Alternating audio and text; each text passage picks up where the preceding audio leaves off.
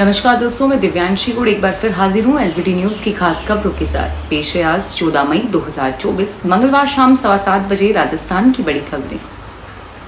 PM Narendra Modi के चुनाव लड़ने पर 6 साल के लिए प्रतिबंध लगा देना चाहिए। मंगलवार को सुप्रीम कोर्ट में एक ऐसी याचिका दाखिल की गई जिसे सुप्रीम कोर्ट ने खारिज कर दिया। चुनाव आयोग को पार्टी बनाते हुए फातिमा ने अर्जी दाखिल की थी जिसमें पीएम मोदी पर आरोप लगाया था कि वह भगवान और उनके मंदिर के नाम पर वोट मांग रहे हैं। अर्जी में कहा गया कि पीएम मोदी लगातार भगवान और उनके मंदिर के नाम पर वोट मांग रहे हैं और ऐसा करना गलत है। इनके खिलाफ कार्रवाई होनी चाहिए और उनके चुनाव लड़ने पर 6 साल के लिए रोक लगा दी जानी चाहिए। इस अर्जी को जस्टिस विक्रमनाथ और जस्टिस शर्मा की बेंच ने खारिज कर दिया। अदालत ने कहा कि इस मामले में सुप्रीम कोर्ट कोई फैसला नहीं ले सकता। इस संबंध में आपको उचित एजेंसियों का रुख अपनाना चाहिए। बीती माह तमिलनाडु में हथियार दिखाकर बदमाशों ने लूट की वारदात को अंजाम दिया था और इस वारदात को अंजाम देने वाले आरोपियों के जोधपुर और पाली में छिपे होने की सूचना मिली थी। इसके बाद अतिरिक्त पुलिस महानिदेशक दिनेश एमएन के निर्देशों पर जोधपुर और पाली पुलिस ने संयुक्त रूप से कार्रवाई करते हुए आरोपियों को गिरफ्तार कर लिया। पुलिस ने लूट की वारदात को अंजाम देने वाले आरोपियों की गिरफ्तारी के बाद उन्हें तमिलनाडु पुलिस के सुपुर्द कर दिया। इस कार्रवाई के बाद अतिरिक्त पुलिस अधीक्षक चैन सिंह और अधीक्षक वीरेंद्र सिंह को प्रशंसा पत्र और 14 पुलिस कर्मियों को 5-5 हजार रुपए का पुरस्कार और प्रशंसा पत्र दिए जाएंगे। राजस्थान के राजसमंद जिले से गुरु शिष्या के रिश्ते को शर्मसार करने वाला मामला सामने आया है। जिले के आमेट इलाके के दोड़ा गांव में एक सरकारी शिक्षक स्कूली छात्रा को लेकर फरार हो गया। बताया जा रहा है कि वह शिक्षक सोमवार को स्कूल संचालन के दौरान ही छात्रा को भगा कर ले गया। मामले को 24 घंटे बीत जाने के बाद भी शिक्षक का कोई सुराग नहीं मिला और छात्रा उसी स्कूल की 12वीं की विद्यार्थी है। इस मामले के बारे में सूचना मिलने के बाद गुस्साए ग्रामीणों ने अध्यापकों को स्कूल में बंद करके ताला लगा दिया और आरोपित शिक्षक को बर्खास्त करने की मांग की। अधिकारी सुरेंद्र सिंह शक्तावत सहित अन्य आला अधिकारी भी मौके पर पहुंचे और ग्रामीणों से समझाइश की और इसमें जुटे हुए हैं। राजस्थान के जेकेजे ज्वेलर ग्रुप पर हुई आयकर विभाग की छापेमारी के बाद अब उनके उस कस्टमर की परेशानियां बढ़ने वाली है जिन्होंने ब्लैक मनी से ग्रुप से गोल्ड और ज्वेलरी खरीदी है। आयकर विभाग ग्रुप के शोरूम से ब्लैक मनी में गोल्ड खरीदने वाले कस्टमर को समन जारी कर पूछताछ के लिए तलब करेगा। आईडी ने एक्ट के तहत ये समन भेजने की तैयारी कर रहा है और जेकेजे की ओर से उपभोक्ताओं को फर्जी रसीदें जारी करने की आशंका है। मीडिया के अनुसार आयकर विभाग प्रदेश की इस सबसे बड़ी कार्रवाई में भारी मात्रा में ब्लैक मनी प्राप्त करेगा।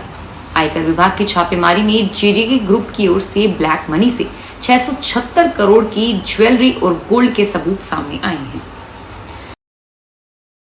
जयपुर में शोरूम पहुंचने से पहले ही एक नई स्कॉर्पियो लूटने का मामला सामने आया है। बाईपास पर युवक स्कॉर्पियो रोककर चाय पीने के लिए नीचे उतरा।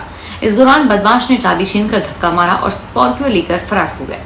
शामनगर पुलिस सीसीटीवी फुटेज के आधार पर स्कॉर्पियो और लुटेरे की तलाश कर रही है।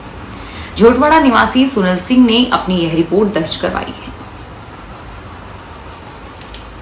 राजस्थान का विश्व प्रसिद्ध खाटू श्याम जी मंदिर 15 मई यानी कल बंद रहेगा। पूरे दिन भक्त श्याम बाबा के दर्शन नहीं कर सकेंगे। 14 मई को रात 10 बजे से ही मंदिर के कपाट बंद कर दिए जाएंगे।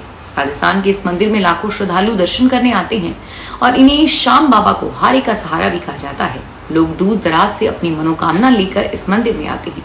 जानकारी मिली है कि खाटू श्याम मंदिर 15 मई को बंद रहेगा और पूरे दिन दर्शन नहीं हो पाएंगे। इस दौरान बाबा की विशेष सेवा और पूजा की जाएगी। भक्त खाटू श्याम बाबा के दर्शन इस दिन नहीं कर पाएंगे।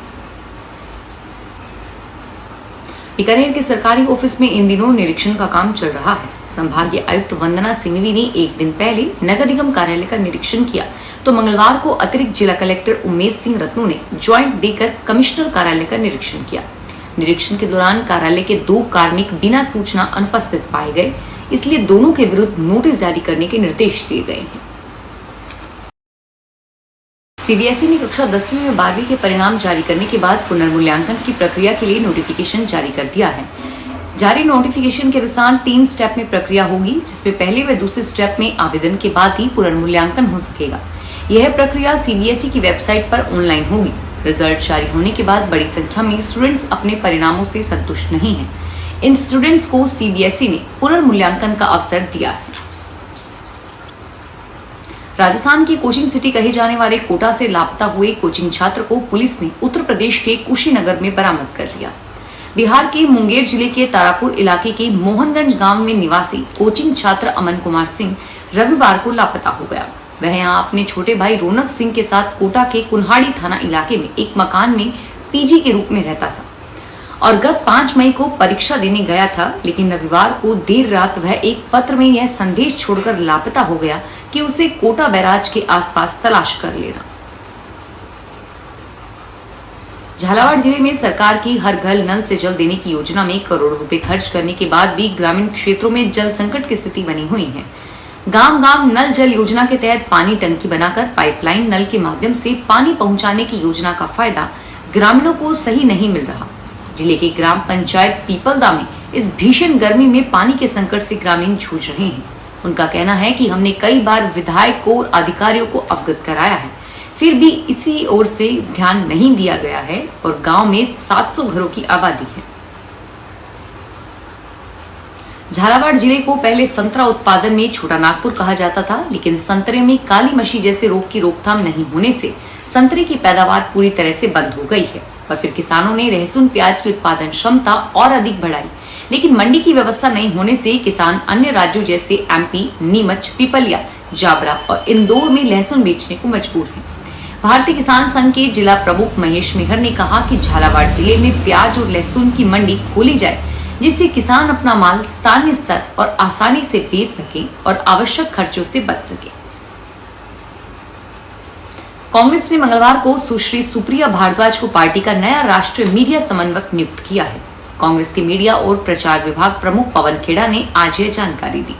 उन्होंने बताया कि सुश्री भारद्वाज की नियुक्ति तत्काल प्रभाव से लागू होगी। सीकर शहर के फतेहपुर रोड स्थित वाल्मीकि बस्ती में सरकारी स्कूल के बाहर मोहल्ले वासियों ने विरोध प्रदर्शन किया, जिनकी मांग है कि स्कूल को इंग्लिश मीडियम से हिंदी मीडियम न किया जाए। वाल्मीकि बस्ती निवासी अरुण कुमार ने बताया कि पिछले करीब 60 साल से सरकारी स्कूल संचालित हो रहे हैं। सालों से प्रयास रहा है कि इसका स्तर बढ़ाया जाए और बिल्डिंग रेनोवेशन करवाया जाए।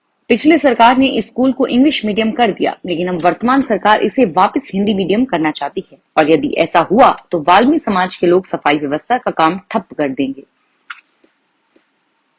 राजस्थान में कोटा इलाके में रेलवे स्टेशन से चोरी हुए 4 साल के बच्चे को मामले को लेकर पुलिस की तरफ से बड़ा खुलासा हुआ है।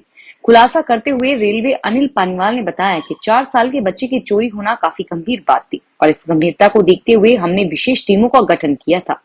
यह गेम इन बच्चों से झामुरा बनाने सहित अन्य काम करवाती है और इन टीमों ने कार्रवाई करते हुए मदारी गैंग को गिरफ्तार किया है। उन्होंने बताया कि इन विशेष टीमों ने कई टोल टैक्स दुकानों और मकानों में 470 से ज्यादा सीसीटीवी फुटेज चेक करते हुए पुलिस ने 4 पुरुष सहित एक महिला को गिरफ्तार किया। एकल पट्टा प्रकरण में तत्कालीन नगरीय विकास मंत्री शांति धारीवाल को क्लीन चिट देकर विवाद में आई राज्य सरकार अब इस मामले में सुप्रीम कोर्ट में यू टर्न ले सकती है। सुप्रीम कोर्ट में पेश जवाब पर पुनर्विचार के लिए कमेटी बनाने की तैयारी चल रही है। गृह विभाग की ओर से संयुक्त सचिव अर्पणा गुप्ता की देखरेख में यह टीम कार्य करेगी। इस टीम में जयपुर विकास प्राधिकरण में अतिरिक्त आयुक्त प्रिया बलराम, नगरीय विकास विभाग के रवि विजय व एसीबी के अधिकारी राजेंद्र नैन को शामिल किया गया है।